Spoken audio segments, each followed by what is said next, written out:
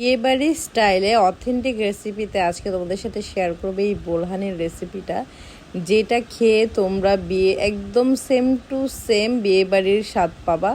একবার ঘরে হলো এই জিনিসটা ট্রাই করে দেখবা। তো চলো ভিডিওটা শুরু করা যাক।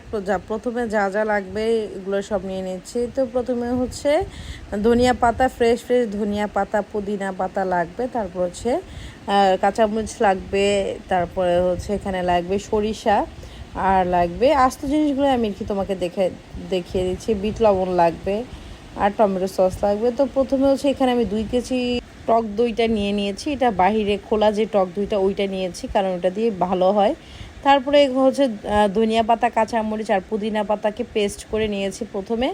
তো এখানে হচ্ছে আমি 2 টেবিল চামচের মতো প্রথমে ধনিয়া বাটার পেস্ট দিব। তারপর হচ্ছে সরিষা বাটা দিব, আর দিব হচ্ছে চিনিটা হচ্ছে তোমাদের স্বাদ অনুযায়ী তোমরা দিবা। তারপর হচ্ছে টমেটো সস 2 টেবিল চামচ দিব বোরহানির মশলা। তো এইটা আমি তোমাদেরকে লাস্টে বলছি মশলাটা কীভাবে বানাই।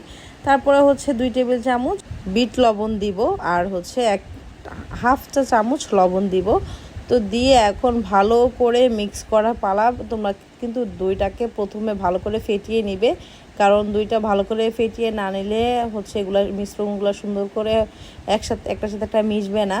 তো এখানে আমি যে বোরহানির মশলাটা দেখিয়েছিলাম সেটা কিভাবে ঘরে বানাবে সেটাই বলে দিচ্ছে। ওখানে নিবা হচ্ছে 1 টেবিল চামচ ধনিয়া, আস্ত ধনিয়া, আর 1 টেবিল চামচ আস্ত জিরা, আর হচ্ছে 1 টেবিল চামচ গোলমরিচ। এই তিনটাকে হালকা তেলে তারপর হচ্ছে ব্লেন্ড করে নিবে, একদম গুঁড়ো করে ফ্রিজে রেখে দিলে একদম টানা 6 মাস ফ্রিজে এটা ভালো থাকবে। তো এইটাই হচ্ছে বোরহানির মশলা। আর আমি যা যা তোমাদেরকে দেখিয়েছি, পুদিনা পাতা, ধনিয়া পাতা, কাঁচামরিচ, বিট লবণ, টমেটো সস, চিনি, একদম অল্প কিছু দিয়ে বানিয়ে নিতে পারবে এত মজাদার একটা বোরহানির রেসিপি। তো আমার তৈরি হয়ে গেল বোরহানি। এগুলো এখন ডেলিভারিতে চলে যাবে। এখানে কিন্তু আমি 1 ফোঁটাও পানি দিইনি। এটা একদম ঘন ঠিক একটা বোরহানি হবে, যেটা টেস্টই অন্য লেভেলের। তো সাথে আপুটা একটা মালাই জর্দা নিয়েছে।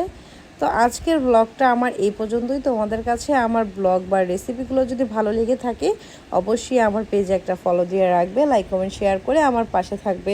চলে আসবো নতুন কোনো ভিডিও নিয়ে। Thank you for watching. Tata.